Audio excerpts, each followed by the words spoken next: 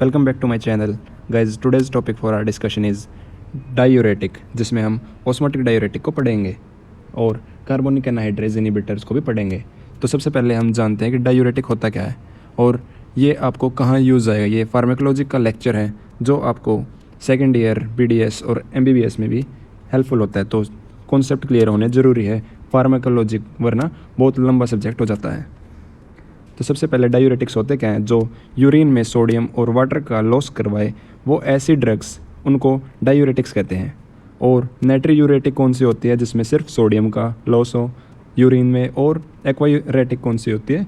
जिसमें सिर्फ वाटर का लॉस हो। तो किस किस कंडीशन में हमें सोडियम और वाटर की रिमूवल ज़रूरी है? उनमें इडीमा है, जो कि पल्मोनरी इडीमा भी हो सकता है, सिरोटिक और नेफ्रोटिक भी हो सकता है, हाइपरटेंशन और कंजेस्टिव हार्ट फेलियर। अब क्या हर डायूरेटिक को हम इन केसेस में दे सकते हैं? इसका आंसर है नहीं। तो सबसे पहले हम फिजियोलॉजी को समझेंगे इसकी, जो नेफ्रॉन की होती है, जिसमें सोडियम का जो रीएब्जॉर्प्शन होता है वो PCT में होता है 65%।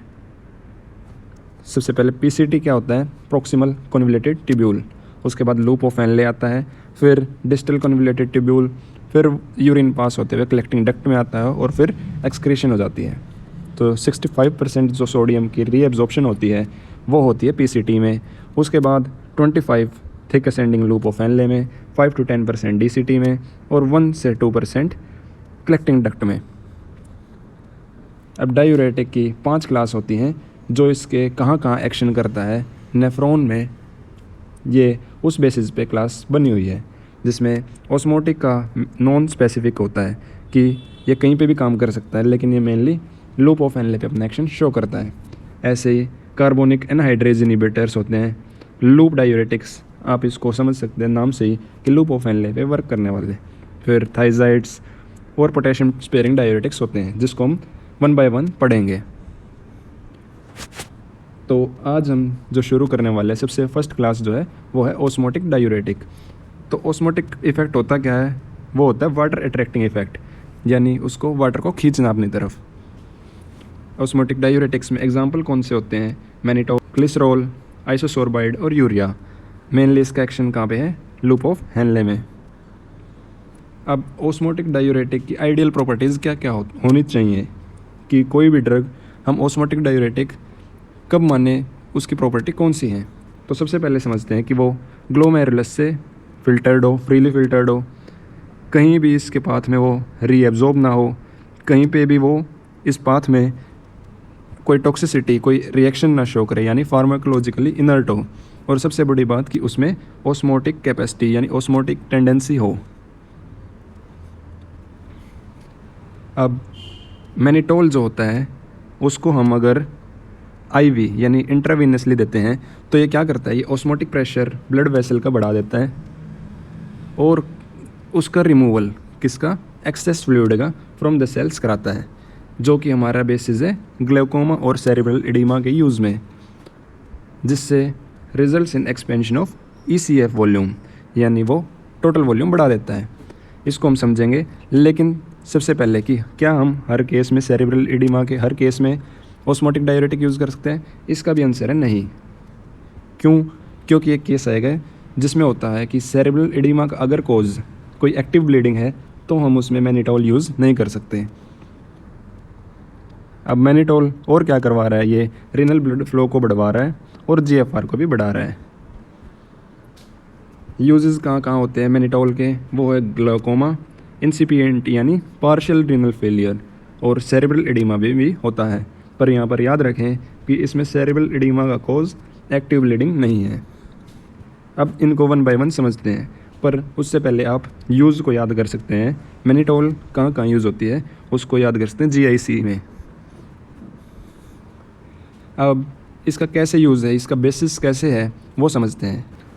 एग्जाम्पल के लिए मैंने जो है सर्कल बनाया है वो है हमारा ब्रेन, जिसमें H2O यानी वाटर एक्यूमुलेशन हो रखा है, जो कंडीशन हो गई सेरेब्रल एडिमा की। अब हमने IV जो है वो मैनिटोल इंजेक्ट किया और जो ब्लड वेसल आ रही है ब्रेन में वो क्या करवाएगी अब मैनिटोल, कि ये मैनिटोल फ्लो करते हुए आ रही है और क्योंकि इसमें ऑस्मोटिक इफेक्ट होता है तो ये वाटर को अपनी तरफ अट्रैक्ट करेगी और क्योंकि अगर मान लो कि यहाँ पर वॉल्यूम 100 ml थी शुरू में, तो ये जब वाटर एक्यूमुलेट होता आएगा तो नेट वॉल्यूम जो आउट आएगी वो 120 ml आ रही है। तो अगर 120 ml आ रही है और सेरेब्रल एडिमा में क्योंकि ब्रेन में एक्यूमुलेशन हो रखा है एक्सेस फ्लूइड, तो वो H2O यानी वो वाटर लेवल कम हो रहा है, यानी एडिमेटस कंडीशन कम हो रही है। तो ये यूज़ है सेरेब्रल एडिमा में मैनिटोल का। पर अगर मान लो यहाँ पर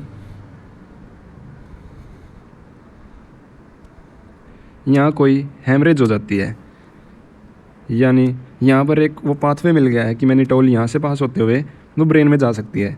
अब मैनिटोल इधर आ गई और वो एक्यूमुलेशन इतनी करवा देगा ब्लड की कि वो और ज़्यादा इस कंडीशन को वर्सन कर रहा है, यानी और ज़्यादा दिक्कत कर रहा है, क्योंकि यहाँ पर ब्लीडिंग होगी।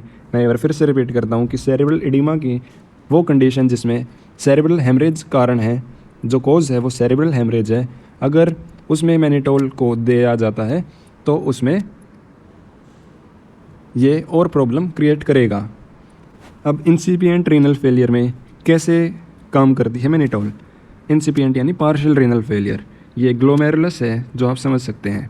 अब अगर नेट 100 ml फ़िल्टर हो रहा है तो इंसिपिएंट रीनल फेलियर में 50 ml फ़िल्टर हो रहा है कि नेट आ रहा है 100 ml पर फ़िल्टर हो रहा है 50 ml।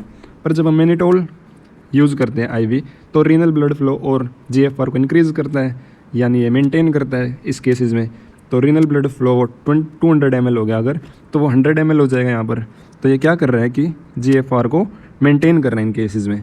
पर अगर कंप्लीट रीनल फेलियर के केस हैं तो वो यहाँ पर फ़िल्टर तो हो ही नहीं रहा, यानी मैनिटोल कोई काम नहीं कर सकता है, वो फिल्ट्रेशन नहीं होगी और ब्लड वॉल्यूम में ही बढ़ जाएगा। और ये कंडीशन कॉन्ट्राइंडिकेटेड है मैनिटोल यूज़ के लिए, यानी complete renal failure, acute renal failure में कॉन्ट्राइंडिकेटेड है मैनिटोल का यूज़। वही हम यहाँ पर कॉन्ट्राइंडिकेशन में क्या है कि सेरेब्रल एडिमा जिसमें कोज है एक्टिव सेरेब्रल ब्लीडिंग, उसमें हम यूज़ नहीं कर सकते, और एक्यूट और कंप्लीट रीनल फेलियर में नहीं कर सकते, और पल्मोनरी एडिमा के केसेस में भी नहीं कर सकते, क्योंकि ये लेफ्ट वेंट्रिकुलर फेलियर है।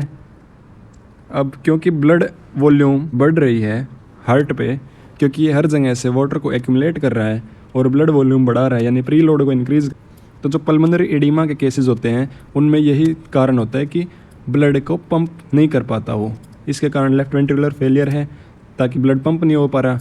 और अगर और ज़्यादा ब्लड आ रहा है यानी उसका प्री लोड बढ़ गया तो वो कंडीशन और ज़्यादा इंक्रीज़ हो जाएगी।